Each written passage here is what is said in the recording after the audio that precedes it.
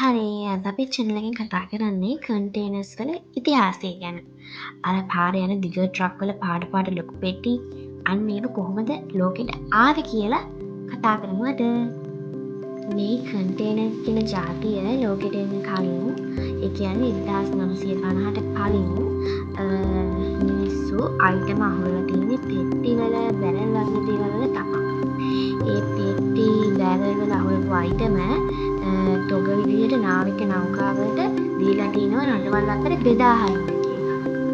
ඊට පස්සේ ඒගොල්ලන්ට තේරුණා මේක හරිම මන්දගාමී මැනේජ් කරගන්න අමාරු. ඒකෙන් කළමනාකරණය කරගන්න අමාරු, වියදම වැඩි, ඉතාම අනාරක්ෂිත ක්‍රියාවලියක් කියලා.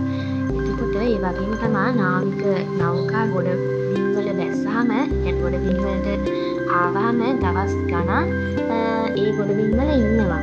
එතකොට ඉතින් අර අයිටම අතුර ගන්නත් සෑහෙන කාලයක් යනවනේ. අන්න ඒක නිසා. ඔහොම ටික කාලේ යනකොට 1956 දී මල්කම් මැක්ලීන් කියන ඇමරිකන් ව්‍යාපාරිකයා එක සැරේම මේ ලෝකෙටම හොඳ අදහසක් දීලා තියෙනවා. ඒක තමයි කන්ටේනර් එකක් හදන එක ගැන. ඊට පස්සේ ඒ පුද්ගලයා කන්ටේනර් එක හදලා 1956 IBL X කියන නමින් පළමු වරට කන්ටේනර්ස් 58ක් රැගෙන ගිහිල්ලා තියෙනවා. මේකයි අද කාලේ කන්ටේනර්ස් ෂිපින් පද්ධතියට ආරම්භය වෙලා තියෙන්නේ.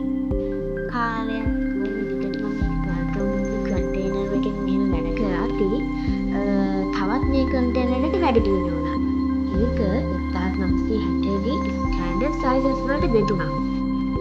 ඒ කියන්නේ සරලව ගත්තොත් කන්ටේනර් නෞකා බස් ට්‍රේන් අතර දුවමාරු කරගන්න පුළුවන් විදිහට ISO විසින් ස්ටෑන්ඩඩ් සයිසස් දෙකක් හදලා දුන්නා. එකක් අඩි 20 කන්ටේනර් එක, අනිත් එක අඩි 40 කන්ටේනර් එක.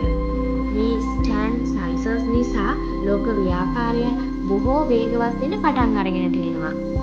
ඔහොම කාලයත් එක්ක කන්ටේනර්ස් මොඩර්න් වෙනකොට 1970 1990 කාලයට ග්ලෝබල් බූම් කියලා කියනවා. මේ කාලෙදී ලොකු කන්ටේනර්ස් ටර්මිනල්ස් හදලා තියෙනවා. ඒ වගේම තමයි ලොකු කාගෝ ක්‍රේන්ස් පවා හදලා තියෙනවා. නැව් පවා විශාල කරලා තියෙනවා. මේ ෂිපින් වලට ඒ කාලේ සෑහෙන තරගයක් තිබිලා තියෙනවා. මොකද දන්නවද? ඒ කාලේදී මේ ෂිපින් වලට ඉතා වේගෙන් අඩු වියදමෙන් ඉතා ආරක්ෂිතව මේ කාගෝ ගෙනියන්න පුළුවන් වෙලා තියෙනවා මේ කන්ටේනර්ස් නිසා. ඉතින් ඒක නිසා ලෝකයේ පුරා ගනුදෙනු වේගයෙන් වැඩි වෙලා තියෙනවා. 2000න් පස්සේ ඒ කියන්නේ දැන් මෙගා ෂිප් මොඩර්න් පෙක් මේ දෙකම භාවිතා වෙනවා දැන් ෂිප් වල. අද කාලේ මෙගා කන්ටේනර් ෂිප් එකක කන්ටේනර්ස් 18000කට වැඩි ප්‍රමාණයක් රැගෙන යනවා. ඒ වගේම අලුත් තාක්ෂණයක් කන්ටේනර්ස් වල තියෙනවා. ඒ වගේම දැන් කන්ටේනර්ස් වර්ගයක් තියෙනවා. ෆ්‍රීසර් කන්ටේනර්, ටැන්ක් කන්ටේනර් වගේ දේවල් ඒකට අයිති වෙනවා.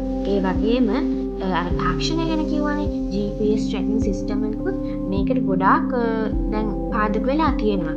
ඒ වගේම online shipping Amazon Alibaba නිසා container shipping demand එක අතිශය විශාලයෙන් වැඩි වෙලා තියෙනවා. හරි දැන් අපි බලමු containers ගැන කතා කරලා ඉවරයිනේ. දැන් අපි බලමු මේ containers කොහොමද ලෝකය වෙනස් වෙන්නේ කියලා. ඒකට හේතුවක් විදිහට ගන්න පුළුවන් shipping cost එක 90%කින් අඩු වෙලා තියෙනවා මේ containers නිසා.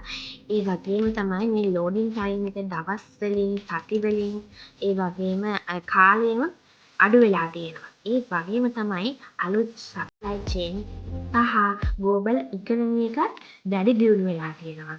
අන්න ඒක නිසා තමයි මේ container ලෝකේ පුරා මෙච්චර ප්‍රචලිත වෙලා තියෙන්නේ.